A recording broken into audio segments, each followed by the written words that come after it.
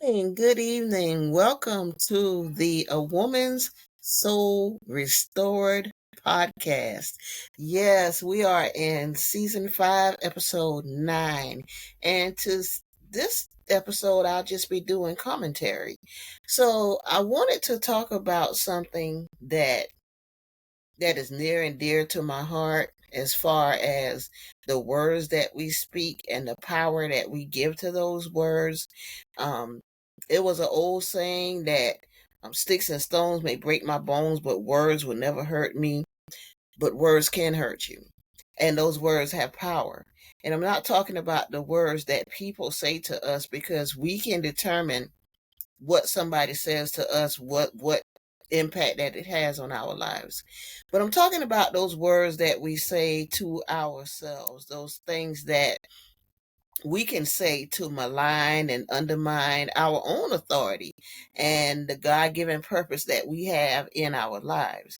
So say sometimes people can steer us in the wrong direction and they may say things to us that can shake you, but most of the times, it's those things that we say to ourselves that we have in our heads that we might have heard as a child, or a teacher might have said something to us, or somebody that's relevant or important. It might have been another sibling, could have been a boss, or anybody that has some kind of influence in your life, either as a child or a young adult, that put that negativity in your head about yourself.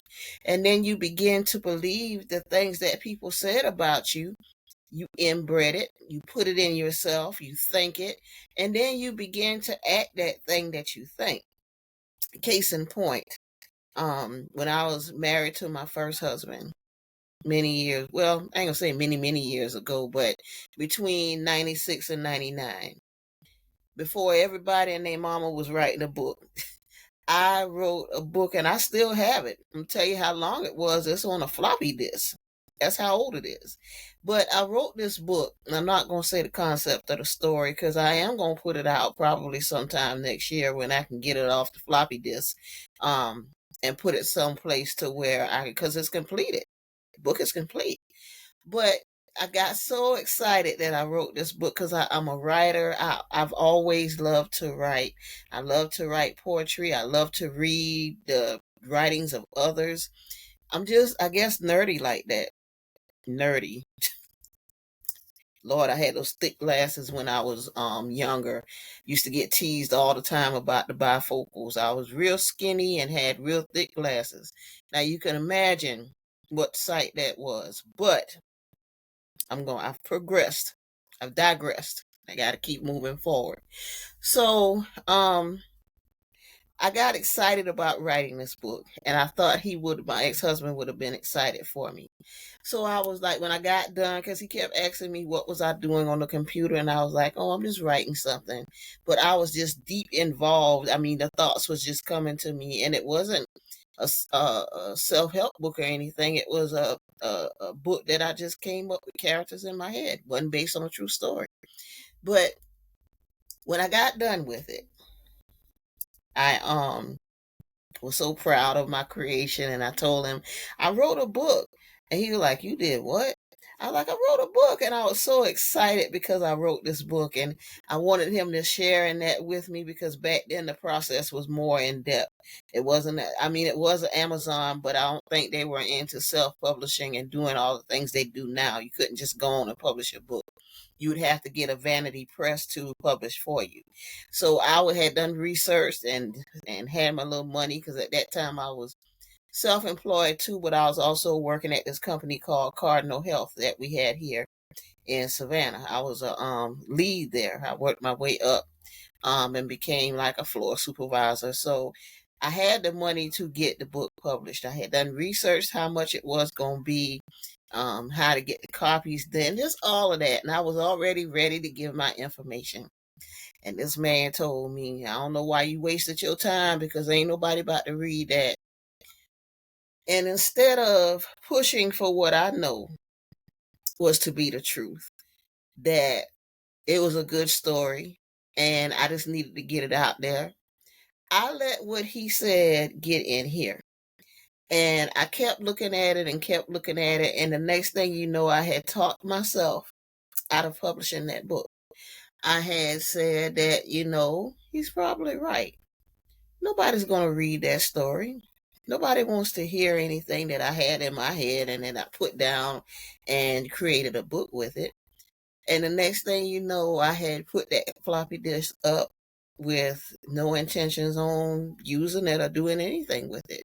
So I went from being excited about this thing that I wanted to do, and I turned into looking at what I had on that floppy disk as something that nobody would want to read, because I let somebody say words to me, and it wasn't the words that they said, but it was who was saying it, because at the time this was my husband, so somebody that was important to me, telling me that what I took time to do wasn't any good and nobody was going to read it. So I took it in and I disregarded what I took, but I've always been a quick writer. When things come to my head, I just go ahead and put it down. So it didn't take me long to write the book, but the context of it was rich. So I did take time to shape the characters and build the story. I let all that go because somebody important, my other half, said to me that nobody's going to read what you wrote. You wasted your time. So because he told me I wasted my time, I believed that I wasted my time. And I disregarded it on that floppy disk. And only here, I think about 2 years ago, and this is from, I think at that time it was 98, 97, and 98 that I wrote that book. And I just found that floppy disk maybe 3 years ago. Because I've always wondered where it was at, and I put it up somewhere because I think deep down I knew one day I was going to come back to it. So I put it someplace where I knew he wouldn't look for it, but then I forgot where it was because I hid it so well. So it came to me where it was, and I found it, and I was inquiring about um, who would be able to get it off um, and I found the place now. So it shouldn't, probably sometime next year, I have them take it off and put it onto something to where I could visually load it up and submit it. But the words that I ended up telling myself, there's no telling what that book would have had, because to y'all that's contemplating writing, or those who have written and your book don't seem to be going anywhere, once you write, a book is out. You could have been done passed on 100 years from now. And that printed material, if we are still here on earth, that printed material will be out. So once you write, a book is out. So don't worry about what it's doing right now, or it's not moving, or it's not selling. Do what you can to push your material, but once you write it, it's here. So you've done the hard part. Marketing is hard as well. I'm not minimizing marketing. Find a way to market your book. I don't I sometimes I do the friends and family thing. In the beginning I did, but now I use more of, when I could afford it, paid marketing, um, soft marketing, to get outside of friends and family, because sometimes friends and family, they love us. And I don't know why I'm going here, but I'm going here. Friends and family love us. So they'll get it just to support you, but they might not read it. Because I've had friends and family where I've brought up a topic and it's something that was in the book that they brought. But they don't read, they're like, what? That happened to you? You brought my book. Of course you know it happened to me, but now I'm used to it. But I know they do it out of love. They do it out of a support. They want to be an aid to you.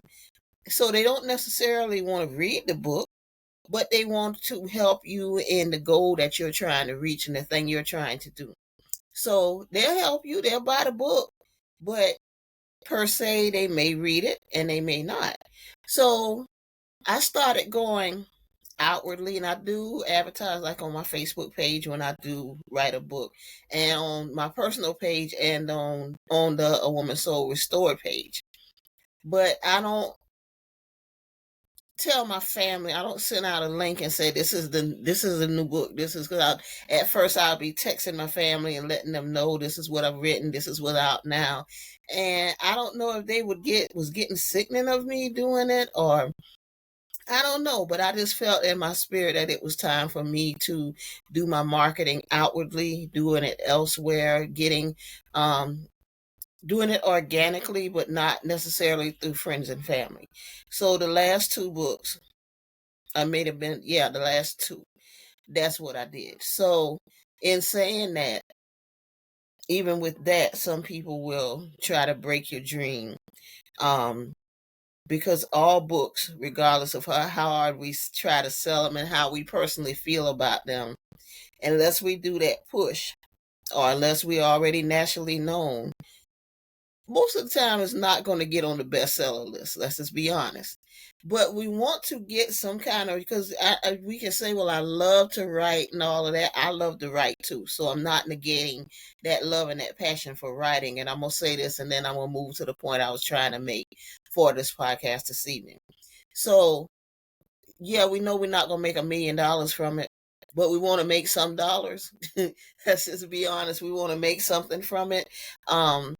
Even if you self-publish on Amazon, which is free, you still got to pay to get the books.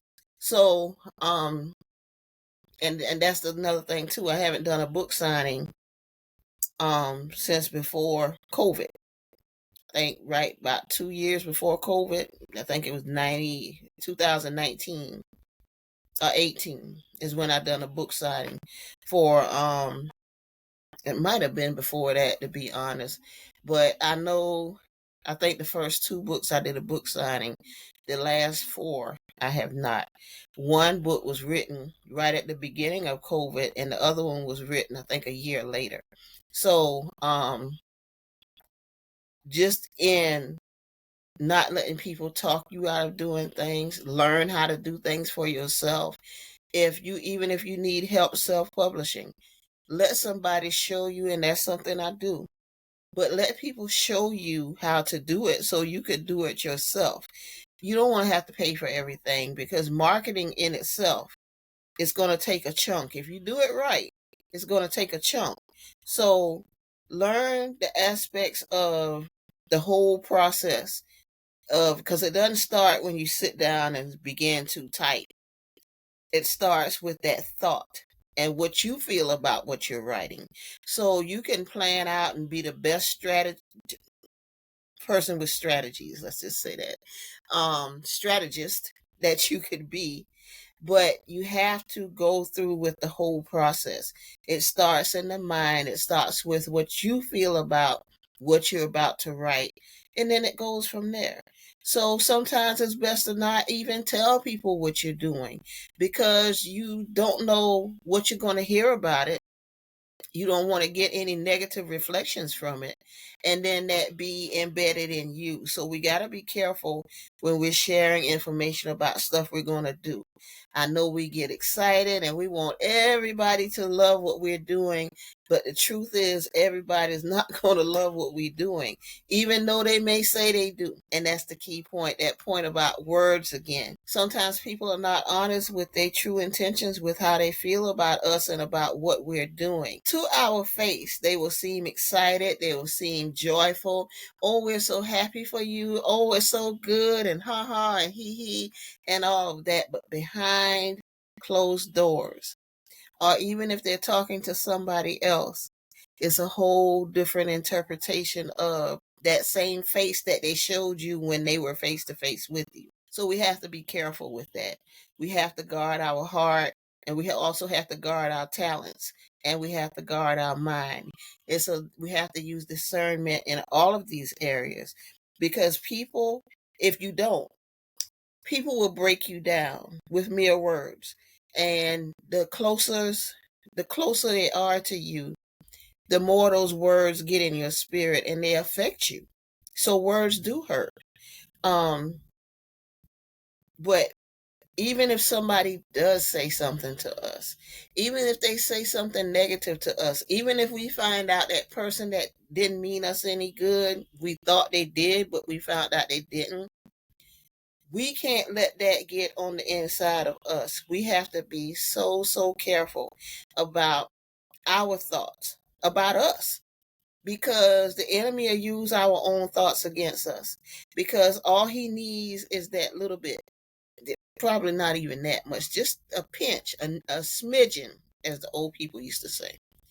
All he needs is that smidgen to get in. And the next thing you know, he's taking over our thoughts. He's taking over our actions because we allowed him room to come in. So we have to be mindful about what we think about ourselves, the things that we say to ourselves, even the things that we say to others, even in a joking manner about ourselves. Because if somebody flipped that joke back on you, can't get offended because you started it. You started them with whatever joke that they started saying about you. And then when they bring it back to you, you take offense. No, just don't do it in the first place. So that was on my heart this evening. We had our sisterhood meeting today, and that was the thing. Well, we got into a lot of things today, but that was one of the topics that we were talking about, how we think about and perceive ourselves. We have to think, we have to speak those things that are not as though they are. Thank you, Holy Spirit. We have to say those things even though if we don't see it, but we have to know that God is working it out for our good if we just be patient. If we not be so quick to jump the gun, so quick to figure it out for ourselves, ready for that answer, so we go do something that's not in God's plan for us. And then we have to end up going back and saying, Lord, I need your help, when all we needed to do was wait in the first place. So I just wanted us to know that, and to understand that our words do have power. Death and life are in the power of the tongue. And those things we speak, if we're not careful, if we're always in a negative mindset, if our words are always negative, then we can't expect positive to come in if we got the negativity embodied in us. So we have to be mindful about those things that we say inwardly, when nobody's looking, when nobody's around, and it's just us and our thoughts. And we thinking, well, it don't matter. It really does. It really does, because we have to have a good perception of ourselves. If we expect anybody to have a good perception of us, and I'm not saying exalt yourself, and I'm not saying puff up yourself. I'm just saying be honest with yourself and love yourself enough to not be mean and harsh to yourself. Not enough to love yourself enough not to beat yourself down, because the world does that enough. We get beat up enough just by day-to-day activities on your job. Sometimes our children overwhelm us. It's our spouses, Lord have mercy, our spouses, co-workers, anything could be that thing that pushes us and have you in a negative mindset. But yeah, have that thought for a moment, but get out of there quickly. Do not stay there. Do not let those negative thoughts get embedded in your mind, because thoughts turn into actions. And don't let nobody tell you otherwise. The more you think negative, the more you start treating yourself negatively. The more you start neglecting your appearance, neglecting yourself, because you've let those words that you thought were insignificant get in your mind. So I just want us to be present in our current situations, what's going on around us with life. If we look at the news, you're going to get depressed. If you look at the situations that we see day to day, the shootings, the murders, just where I live at in Savannah, everything is just, it's not the way it used to be. But if we put all that on the inside of us, if we, I guess, I ain't gonna say eat it, but if we like get it in, and we get so depressed over everything we hear, and so depressed to the point where we stop wanting to do anything. We stop, you know, we want to stay in the house, and we're afraid, and I don't want to go out. No, you got to go out. pray before you go out, but you got to go out. We can't be so afraid of the things that's going on around us until we get fearful and we become hybrids. We stay in the house. We don't want to go anywhere. We don't want anybody to come see us. We don't want to talk on the phone. We just want to be by ourselves because of what we hear. Not because you're ill or you're sick or you're going through something, or even if you just want to spend time with the Lord and you want to, old people used to say, shed in, but you just taking some time to be with the Lord. We're not talking about that. We're talking about you let negativity get into you to the point where you just want to be by yourself. You don't trust nobody. You don't want to be around nobody. You just want to be alone.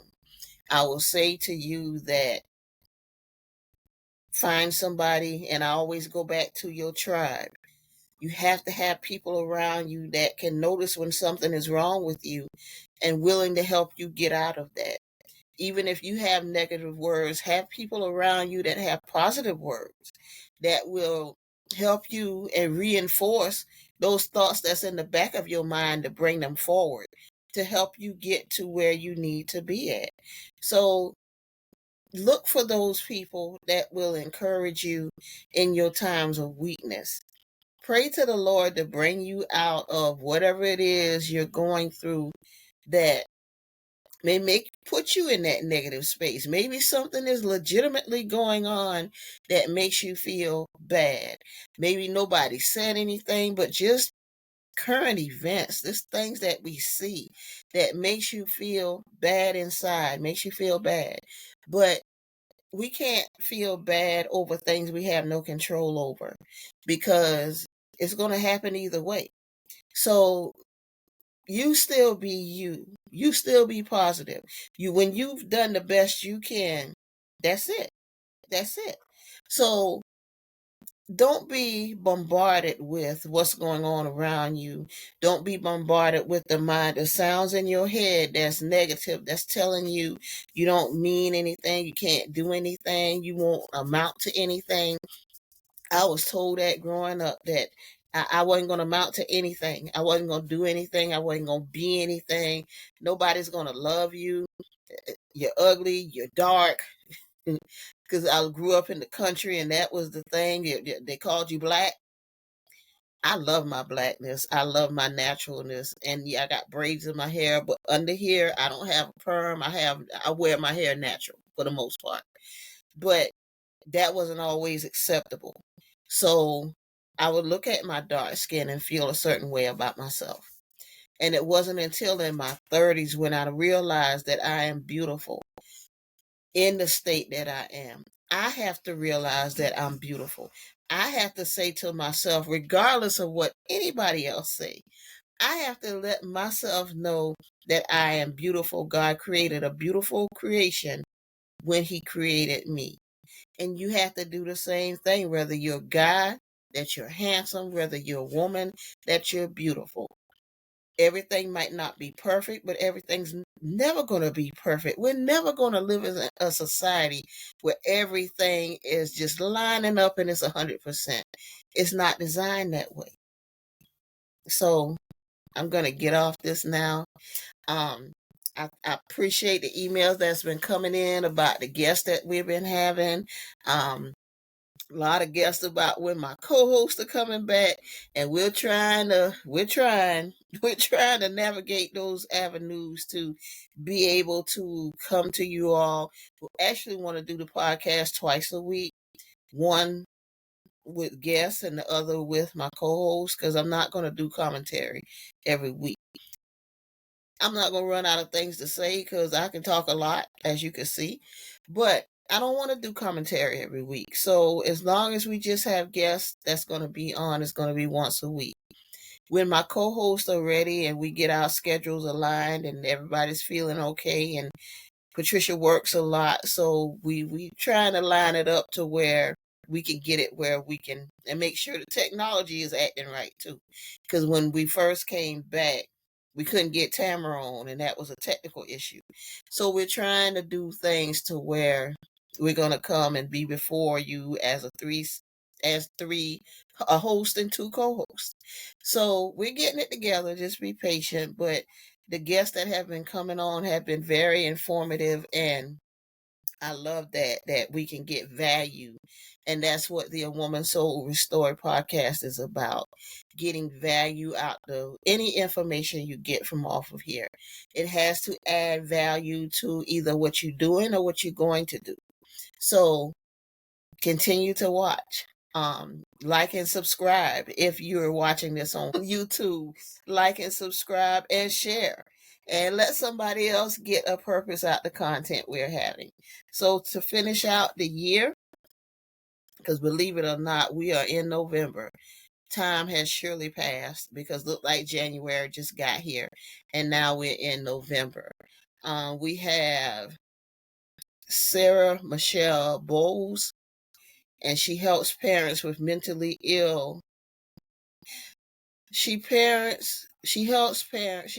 She assists parents that have mental illness with chronically ill children. So if a parent is medically mentally ill, she helped those parents to be able to raise children that may be sick or have an illness or something like that. And she will be on here explaining fully what she does and how she advocates, and just how she navigates through to help a parent that is in need for her services. We have Renee Rodriguez. She helps mothers get custody of their children from narcissist or abusive partners. So that's her specialty. She goes to court with them, advocates with them, and really is the voice, because sometimes, depending on the kind of abuse you have gone through, it takes your voice from you, and you need somebody to be able to stand up for you and be your sounding board, be your voice. Stand up and know that legal terminology to help you get your children. So that's what she does.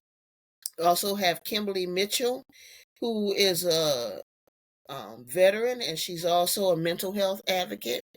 And then we have William Person, and some of y'all may remember that name. This gentleman is a former bobsledder from 1999 to 2007, and was on the USA team. He was on the for the Olympics. He was on the bobsledding team. He's going to come in because now he shares about the brain health for not only athletes but veterans, and there's a stigma that goes along with, and I'm going through that now with hitting my head and trying sometimes to remember, and it's getting better, but sometimes I'll say something and I'll forget. And he advocates specifically for um athletes and veterans.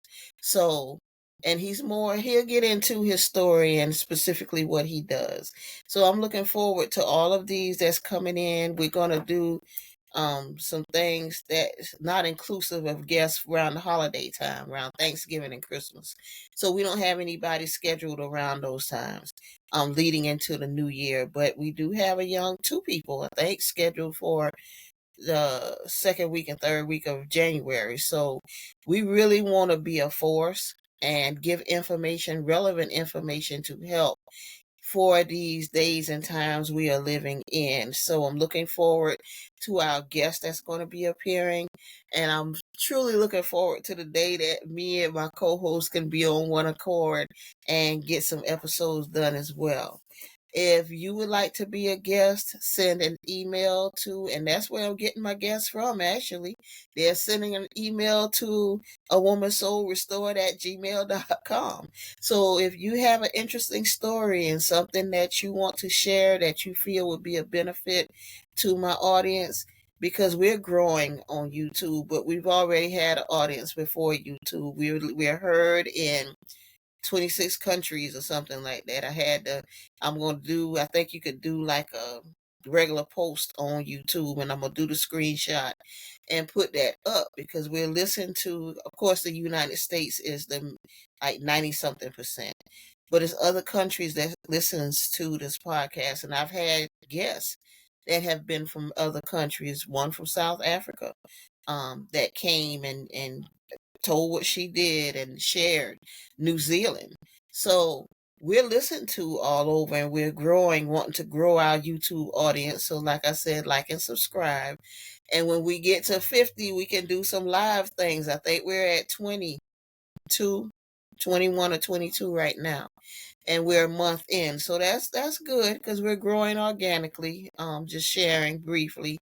But we really want to get this message across about you can be whole and you can be free after trauma, after going through something, after being the things that we go through in life as women. You can have a life after that, and that's what we're here for, to let you know, to bring you stories, to bring you wisdom, whatever you need to hear, to let you know that it's going to be okay. If you're going through something now, you're going to be okay. Trust in yourself, trust your gut, and trust what you feel, and push the outside forces out, and you'll be okay. Trust God, because I've said it once and I'm saying it again. I'm a Christian, so I'm always going to say trust God. Trust God and let Him be your guiding force, and you're going to be okay. So now, if you would, like I said, if you would like to be a guest, I gave the email. The website is www.livelifenow.net, because I got a couple of emails saying you say that so fast, you need to slow down. www.livelifenow.net. And of course, the Facebook page is A Woman's Soul Restored. On YouTube is A Woman's Soul Restored. So find us on YouTube, like and subscribe. So for this week, for episode 9, this is Latonia Y. Hendry with A Woman's Soul Restored. Remember not to let those words determine who you are, but use those words to be positive and shape what you want to be. It's never too late to have your soul restored. Have a blessed week.